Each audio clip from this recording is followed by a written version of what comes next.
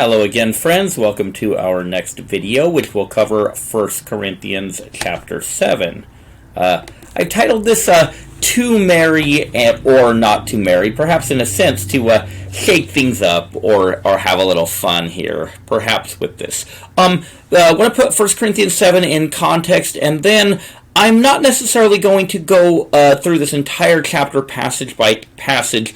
I'm going to cover it more in bullet points and read certain sections, mostly because it's a long chapter and it's easy to kind of get lost in the argument at certain points. But the essential arguments are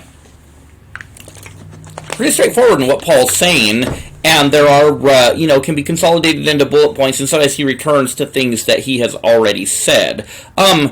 Part of what this passage is about, it's a continuation of the previous discussion about fleeing from sexual immorality, and one of the aspects of what 1 Corinthians 7 is saying about marriage is related to sexual immorality, and in part, and for some, the answer to sexual immorality is in marriage. So there's going to be some very important things we want to be very careful with here. Now, I do want to say this.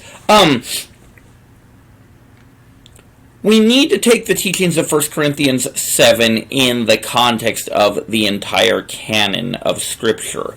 And what I mean by that is marriage is presented as a very, very good thing in Scripture. The Apostle Paul provides an alternate point that to be a single person and unmarried is also a very good thing, and we want to balance this out, because sometimes in the secular world they treat marriage as a bad thing, but in the secular world they're not saying, so live a life of celibacy and don't engage in any sexual activity, because obviously one of the main differences between a non-Christian view on just what it is to be a human being and a Christian worldview is they think that oftentimes, at least, think that sexual expression and activity outside of marriage is just fine.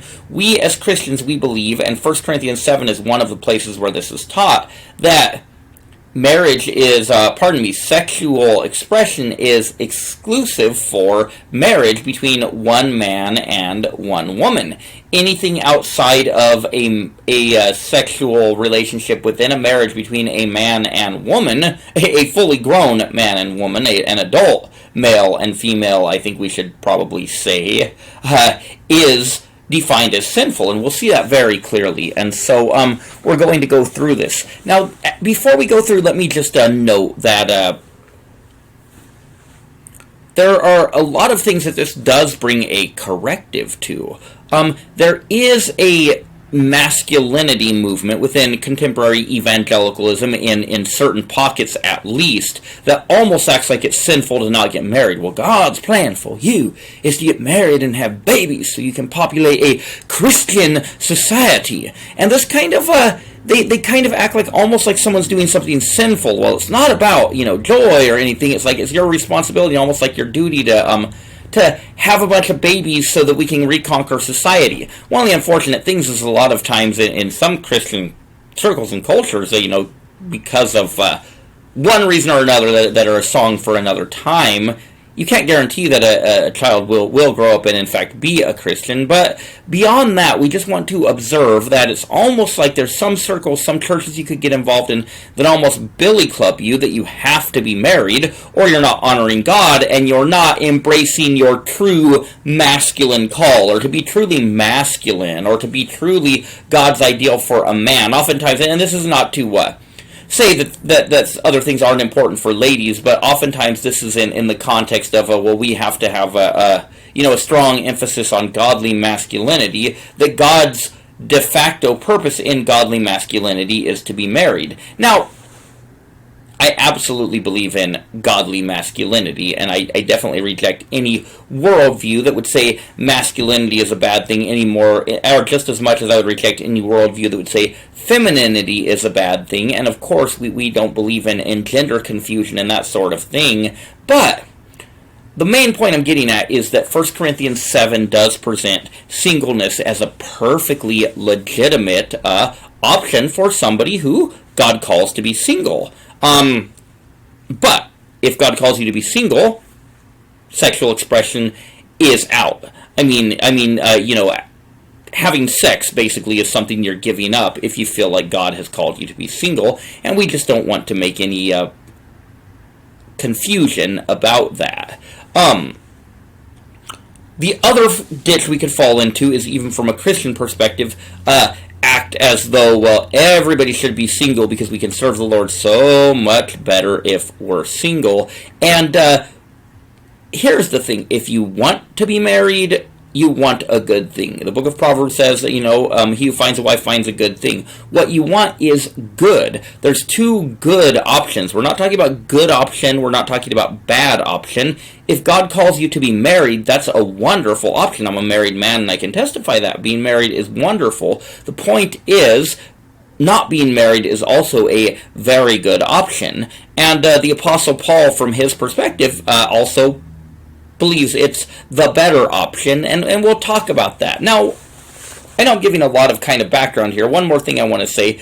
Some people are worried that, oh my goodness gracious, do I have the gift of singleness? Because it is called a gift in 1 Corinthians 7, and some people worry that, do I have this gift of singleness against my will? God is not going to want me to be married, and they worry, and it's almost like, is this a gift that comes with a receipt? Because most of us, just to be honest, most people want to be married. Not necessarily everybody, but most people want to be married. I mean, that's just the truth. If God calls you to singleness, He will equip you for singleness, and that is reality. And I know of a lot of very godly single people who God's called to this. And I'm not saying that all of them will never get married even, but I have known, at least for a time, many people who God's called to singleness, and I do know some who's God's called to singleness, and it seems to be their calling for life. So I'm just throwing it out there, and I am just mentioning this. Don't be afraid of that. If you want to be married, pray that God will give you a wife or a husband. That would be my advice there. There are some situations, of course, where that doesn't work out, but most people who want to get married can be married. When we think about the importance of marriage, you want to take marriage very, very seriously and not rush into it and think about godly categories and things like that. And that's another thing, and there are some, again, church movements that will almost act like, well, you should rush right into marriage. So these are just some of the things at play as we work through this. But my goal in working through 1 Corinthians 7 is to be exegetical. As I said, I'm going to go through this in bullet points and read some sections, but we do want to let the Word say what it says, and it says quite a few things here. Let's see. For one reason or another, my PowerPoint seems to be slowed up, so let me see if I can figure that out, and then we'll go from there. Let me pause the video for a minute. Okay, we're back on. I don't know why. Occasionally my laptop just freezes up a little with the PowerPoint. Not a big deal. My video system here has a pause. If I'd thought better of it, I wouldn't have said it. I'd have just paused it. But anyway, so here are the essential points about marriage, a la 1 Corinthians 7.